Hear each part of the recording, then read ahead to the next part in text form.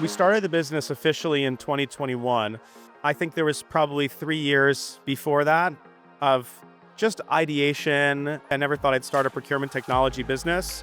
Direct materials is just the biggest area of spend, and it is the most under-innovated and underserved in terms of technology. So there's a market opportunity. You need to see that, but many of us see market opportunities. It doesn't mean we go quit our jobs.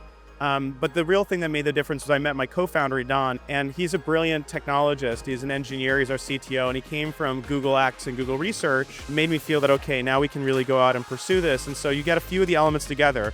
You get the right team, you have a market opportunity is really large. We started to get investor interest, we started to get initial customer interest. For me, the thing that makes me most proud is to see the user adoption.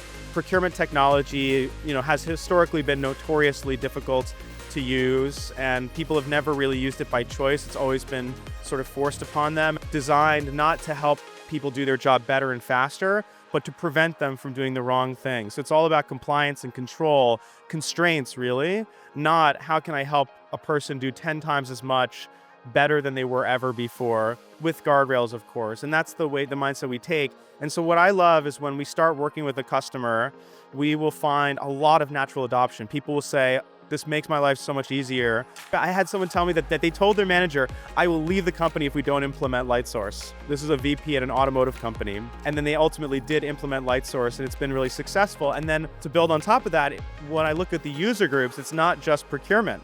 Because we're dealing with direct materials, it's procurement, it's the engineering teams. In certain customers like Bombardier, for example, there's actually more engineers using LightSource than there are procurement, which is shocking. It is a very core essential thing, plus the supplier collaboration. So that's the thing that makes me the most proud, is when I see a customer where they're getting really good usage, because I know that if they're using it, they're getting the results.